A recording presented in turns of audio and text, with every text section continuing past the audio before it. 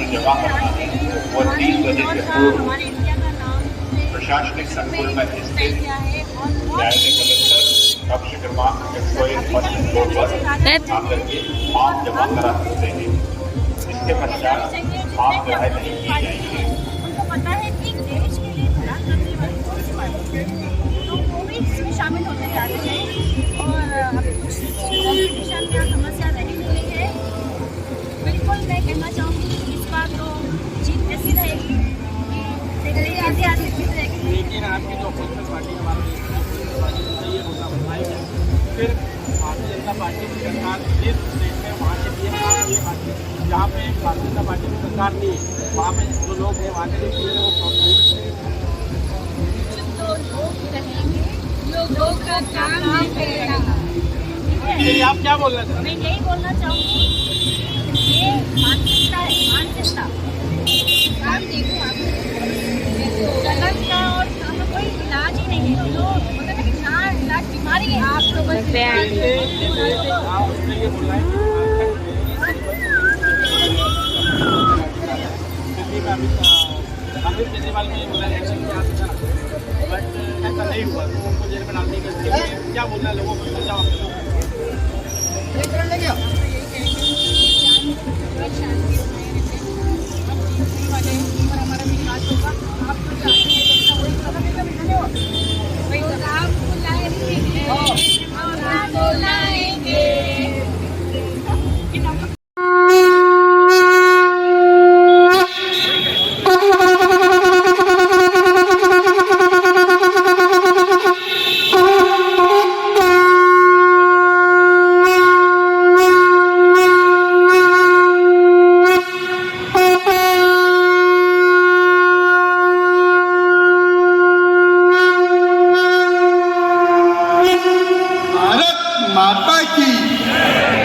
मुख्यमंत्री जी आपको बुलाएं उसके पहले मैं चंद्रभागा किराड़े पूर्व विधायक है कांग्रेस की, वो मंच पर आई हैं। आप जरा दुपट्टा डालकर उनका स्वागत कर दें और जल्दी से शंकर जी आप जरा सब तालियां बजाकर हमारी चंद्रकांता बहन का स्वागत करें। बहुत वरिष्ठ नेता हैं, आदिवासी नेता हैं, जज भी थी, जज की नौकरी छोड़कर राजनीति में आई थी और कांग्रेस की विधायक भी रही हैं। पीछे हटो भाई। इनके साथ 11-12 सरपंच और वो भी आए हैं, मोहन भैया इनके साथ सरपंच वगैरह भी आए हैं और सब अभी सामने बैठे, हम उनका स्वागत कर देंगे। जरा आप सब लोग दोनों हाथ ऊपर उठाकर तालियां बजाकर स्वागत कर दीजिए। अब मोहन जी का स्वागत सबसे पहले शंकर जी आप करें और गौरव जी आप करें जल्दी से, क्योंकि आज लेट हो गए, आगे कार्यक्रम भी बहुत है। शंकर जी ताई आप बोलेंगे।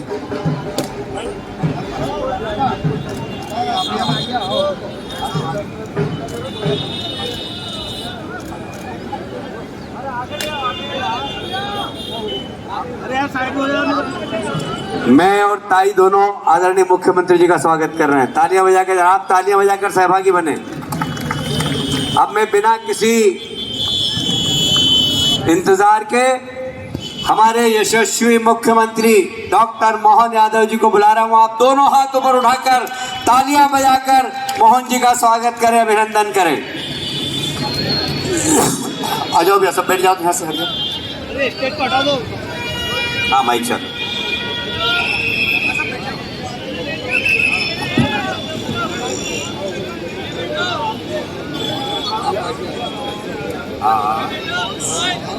बोलिए महाकाल महाराज की जय हो।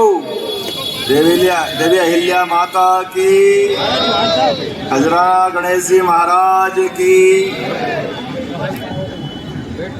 इंदौर और आज इस भरे पूरे मंच पर हमारी श्रद्धेय ताई जी, जिन्होंने इस इंदौर लोकसभा को लेकर के इतना मान बढ़ाया कि लगातार एक के बाद एक हर बार जीत ने नया रिकॉर्ड बनाया। जोरदार ताली बजा करके ताई का अभिनंदन करें और इसके माध्यम से सभी कार्यकर्ताओं का अपने आप के लिए जोरदार तालियां अपने इस मंच के लिए।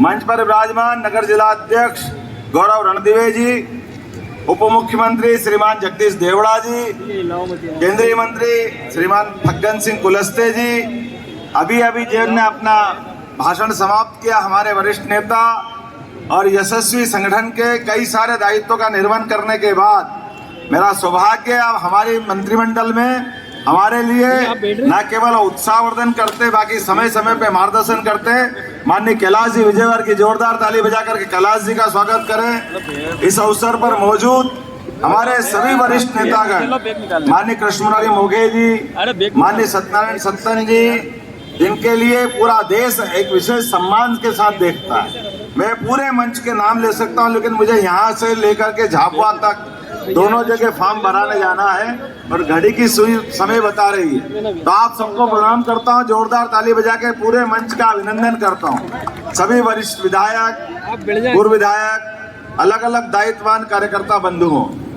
चुनाव की बेला में हमारी 29वीं लोकसभा में हम निर्वाचन की तरफ बढ़ रहे हैं और निर्वाचन का आज वैसे तो देखा जाए तो कल हमारा 26 तारीख का द्वितीय चरण का दौर है, जहां 6 और हमारी लोकसभा का कल वोट डलेगा।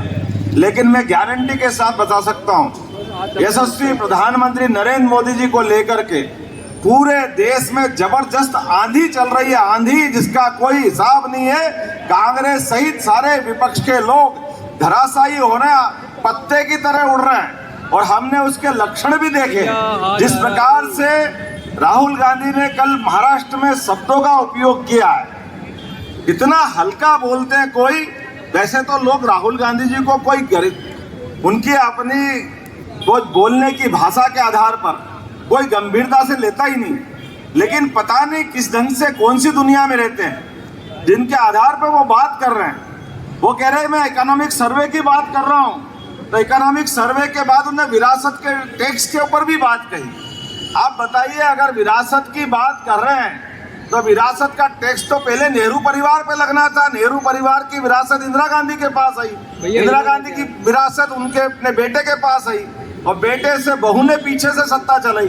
अब ये तो पोते आ गए, ये जो अपनी दुनिया में रह करके पता नहीं कौन सी दुनिया की बात करते हैं। भारत में चुनाव लड़ते और अमेरिका के कानून लगाने की बात करते हैं। बड़े दुर्भाग्य के साथ कहना पड़ रहा है कि हमारे इस देश के अंदर, अरे भगवा अगर यहाँ फहरा रहा है तो किसके बाप का किसका नुकसान कर दिया।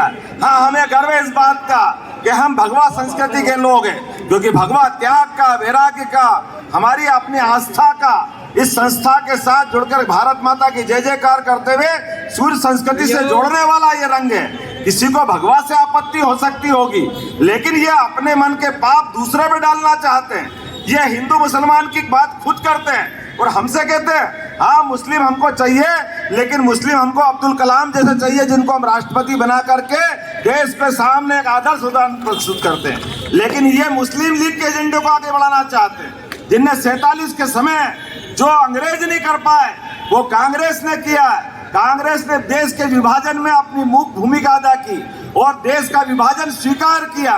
ये पाप अगर किसी के माथे है तो कांग्रेस के माथे, और कांग्रेस ने उस समय वचन दिया था। शंकर भैया, मैं आपके लिए इस मामले में आपका भी अभिनंदन करना चाहता हूं, आपने बड़ी लड़ाई लड़ी।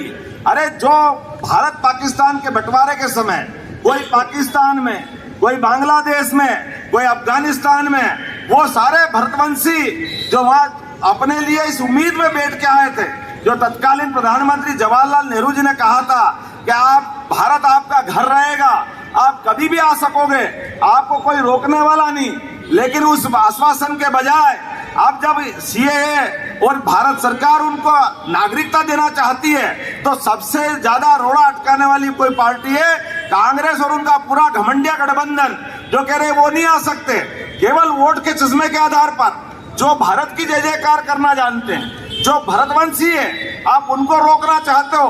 भारत सरकार का चुनाव है, सामान्य चुनाव नहीं है, ना नगर निगम का चुनाव है, ना विधानसभा का चुनाव है, दुनिया के सबसे बड़े लोकतंत्र के पावन मंदिर का चुनाव है। ऐसे में हमारे द्वारा माननीय यशस्वी प्रधानमंत्री की तीसरी बार सरकार बनाने के लिए पूरा देश कटिबद्ध है। पूरे देश ने संकल्प किया है कि अब की बार मोदी सरकार, अब की बार 400 पार, ये कहते हैं 400 का क्यों आंकड़ा लाए, 400 का आंकड़ा कहां से लाया।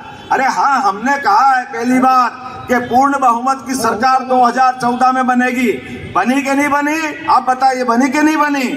जब हमने कहा कि 300 पार 2019 में, तो 2019 में 300 पार गए।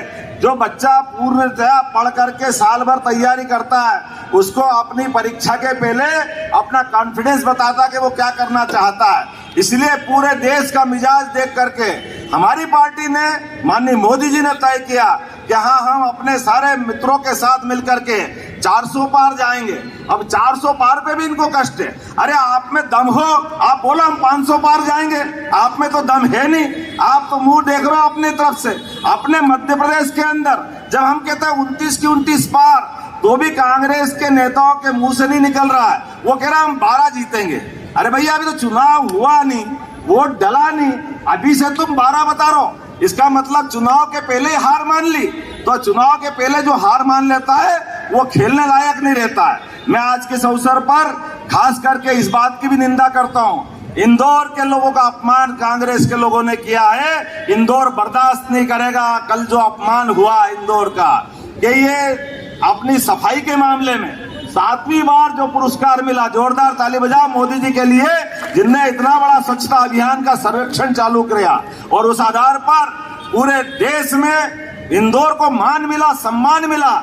इंदौर के नागरिकों ने जो सीखा है, ले दुर्भाग्य के साथ बोलना पड़ रहा है कि इंदौर के लोगों का अपमान करने का काम करके आप चाहोगे चुनाव जीत जाओगे। इंदौर तो इंदौर, पूरे प्रदेश और पूरा देश आपकी इस बात से नाराज है।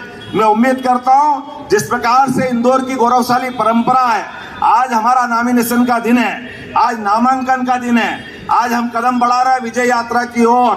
और हर एक कार्यकर्ता अपने अपने स्तर पर जो जहां है, जिस जगह से लगातार अपने पुराने रिकॉर्ड को तोड़ते हुए, और माननीय प्रधानमंत्री जी ने तो खास बात कही है, हर एक व्यक्ति अपने स्तर पर मतदान केंद्र के लिए, हमारे अपने मतदान केंद्र का पुराना रिकॉर्ड तोड़ करके नए रिकॉर्ड के लिए आगे बढ़ेगा। तो हम सब तैयार हैं, हाथ उठाओ, मुट्ठी बांधो और भगवान राम की जय जयकार करते हुए संकल्प करो कि हम और आप मिलकर के इंदौर की जीत का रिकॉर्ड तोड़ेंगे। बोलो सब तैयार है? चाचा हाथ नीचे करो, सब आ जाओ भैया। तो हम सब मिलकर के संकल्प करें, जय जय सिया राम, जय जय सिया राम। बोला भारत माता की, लोक माता अहिल्याबाई की बहुत बहुत धन्यवाद। भारत माता की जय। अब आदरणीय ताई जी, माननीय शंकर ललवानी जी। सेवा पथ पर चल के करते हैं दिलों पर राज, दिल्ली में उठाते हैं इंदौर के जन जन की आवाज। नेता नहीं है वो, बेटा और भाई है, जनता का आशीर्वाद उनकी कमाई है। सहज सरल मीठी वाणी, शंकर लाडवानी, कमल है जिनकी निशानी, शंकर लाडवानी, सबने मिलकर ठानी, शंकर लाडवानी, लाखों से जीत दिलानी, शंकर लाडवानी।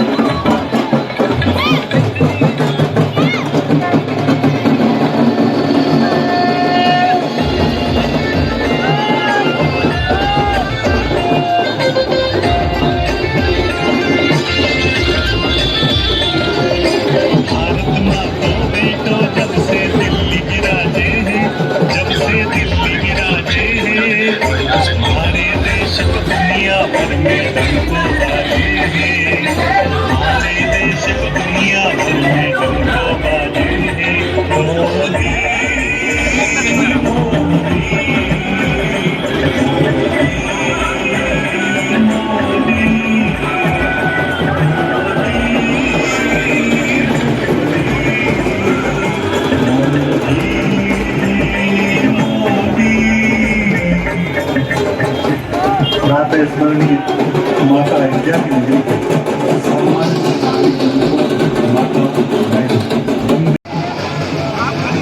और हमारे बीच में ढोल धमाके के साथ विधानसभाओं के जत्थे आ रहे हैं। इससे ये स्पष्ट होता है कि ये आज का जो कार्यक्रम है ये नामांकन सभा के साथ विजय के संकल्प का संकनाद भी होने वाला है। माइक ऊपर करना गुरु। हाँ बस भाई आईडी ऊपर करना गुरु स्वराज की बस।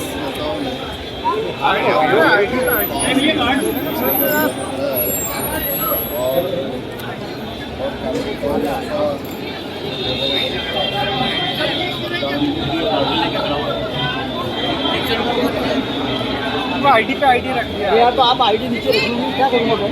थोड़ा सा नीचे करना तो चाहिए ना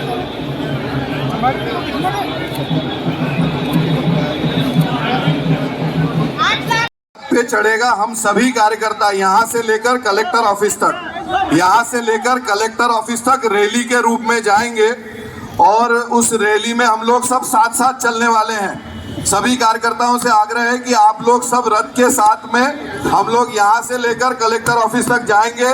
साथी कार्यकर्ता भी जरा इस व्यवस्था को संभाल लें। सभी कार्यकर्ताओं से आग्रह है कि रैली के रूप में यहाँ से लेकर कलेक्टर ऑफिस के गेट तक हम लोग जाने वाले हैं। सभी कार्यकर्ता अभी मध्य वाले मार्ग से सभी वरिष्ठ नेतागण रहेंगे। उसी आशीर्वाद के फलस्वरूप श्री शंकर लालवानी ने इंदौर के चहुमुखी विकास की जिम्मेदारी को प्राण प्रण से निभाते हुए इंदौर के हवाई अड्डे के विकास के लिए, रेलवे स्टेशन के विकास के लिए, नई सड़कों के निर्माण के लिए, फ्लाईओवर्स के निर्माण के लिए केंद्र सरकार से 30,000 करोड़ से अधिक की राशि लाकर इंदौर के आज इंदौर लोकसभा सीट से भारतीय जनता पार्टी के प्रत्याशी शंकर लालवानी अपना नामांकन दाखिल करने आ रहे हैं। उनकी इस नामांकन रैली में हमारे मध्य प्रदेश के यशस्वी मुख्यमंत्री माननीय श्री मोहन यादव भी शामिल होंगे। आप देख सकते हैं कि चारों तरफ जो है भाजपा का माहौल है, हर तरफ भाजपा के जो है कार्यकर्ता दिख रहे हैं। लोगों में एक खासा उत्साह है कि आज हमारे मध्य प्रदेश के माननीय मुख्यमंत्री जो है मोहन यादव इस कार्यक्रम में सम्मिलित होंगे। कार्यकर्ताओं में भारी उत्साह है कि मोहन यादव जो है हमारे मुख्यमंत्री हैं और वो इस रैली में जो है शामिल होने वाले हैं। उसी आशीर्वाद के फलस्वरूप श्री शंकर लालवानी ने इंदौर के चहुमुखी विकास की जिम्मेदारी को प्राण प्रण से निभाते हुए इंदौर के हवाई अड्डे के विकास के लिए, रेलवे स्टेशन के विकास के लिए, नई सड़कों के निर्माण के लिए, फ्लाईओवर्स के निर्माण के लिए केंद्र सरकार से 30,000 करोड़ से अधिक की राशि लाकर इंदौर के आज इंदौर लोकसभा सीट से भारतीय जनता पार्टी के प्रत्याशी शंकर लालवानी अपना नामांकन दाखिल करने आ रहे हैं। उनकी इस नामांकन रैली में हमारे मध्य प्रदेश के यशस्वी मुख्यमंत्री माननीय श्री मोहन यादव भी शामिल होंगे।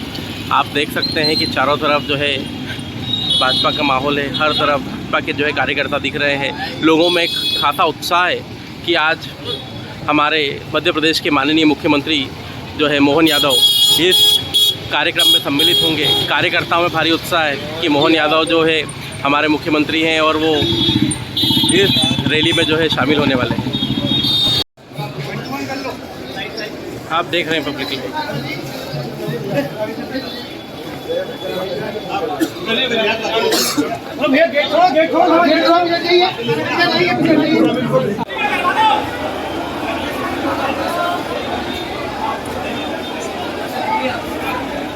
हमारे इंदौर के महापौर माननीय पुष्पमित्र भार्गव, पूर्व विधायक सुदर्शन गुप्ता,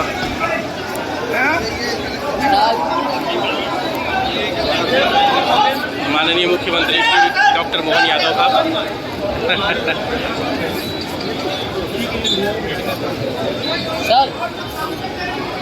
डॉक्टर। नमस्कार दोस्तों, मेरा नाम है रोहित और आप देख रहे हैं पब्लिक लाइव। इस समय हम लोग मौजूद हैं इंदौर के कलेक्टर कार्यालय के पास में। आज हमारे जो है इंदौर लोकसभा सीट के जो है सांसद प्रत्याशी भारतीय जनता पार्टी से श्री शंकर लालवानी जी नामांकन भरने के लिए यहाँ पर आए हैं। आपको मैं आगे दिखाता हूँ कितना एक बहुत बड़ा जन समूह जो है उनके साथ में यहाँ नामांकन रैली में शामिल होने आया है। उनके साथ में हमारे मध्य प्रदेश शासन के यशस्वी मुख्यमंत्री माननीय श्री मोहन यादव जो है उनके नामांकन में शामिल होने के लिए यहाँ पर आए थे।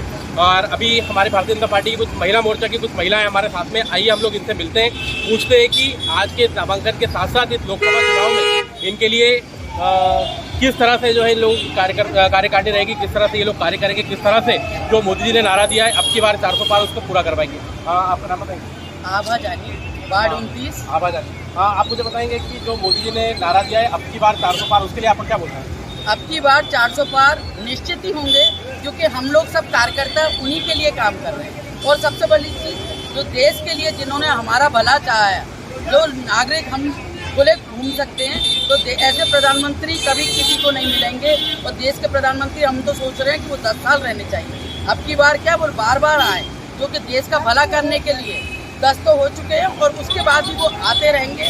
और वो ऐसा प्रधानमंत्री हमारे साथ में जोड़ के जाएंगे जो कि देश का भला करने वाला व्यक्ति हो। जो हमारे जो लोकसभा इंदौर से जो सांसद प्रत्याशी है शंकर लालवानी जी, इनके लिए आप क्या बोलना चाहेंगे? शंकर लालवानी जी के लिए हमने बहुत सोच समझ के अमित शाह जी ने और मोदी जी ने उनको टिकट दिया है दोबारा, क्योंकि ऐसा प्रत्याशी जिसकी कभी कोई ने बुराई नहीं करी, जो कार्यकर्ता के बीच में रहकर काम करता है, कितनी शाखाएं और कितनी चीज़ें संस्थाएं चलाकर लोगों का भला करता है।